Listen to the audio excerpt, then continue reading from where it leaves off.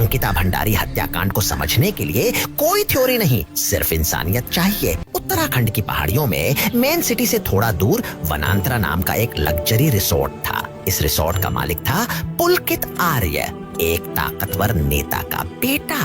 अब कहानी शुरू होती है पौड़ी गढ़वाल की एक 19 साल की लड़की अंकिता भंडारी से। कोई बड़ी पहचान नहीं, अंकिता होटल मैनेजमेंट का कोर्स कर रही थी। पिता की नौकरी चली गई, कोर्स छूट गया और मजबूरी उसे 28 अगस्त 2022 को ऋषिकेश के पास इसी वनांतरा रिसोर्ट तक ले आई और सैलरी सिर्फ 10,000 रुपये महीना दी गई। रिसोर्ट इतना रिमोट था कि अंकिता सिर्फ वहाँ काम नहीं करती थी, वहीं रहती थी, वहीं खाती थी और अपनी सुरक्षा के लिए भी उसी मालिक पर निर्भर थी। यही निर्भरता धीरे धीरे एक जाल बन गई। कुछ ही दिनों में अंकिता को समझ आ गया कि यहाँ कुछ बहुत गलत है। उसने अपने दोस्त पुष्पदीप को व्हाट्सएप पर मैसेज किए।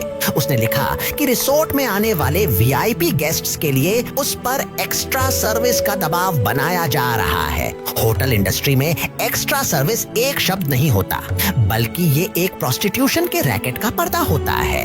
अंकिता को 10,000 रुपए का लालच दिया गया, लेकिन अंकिता ने मना कर दिया।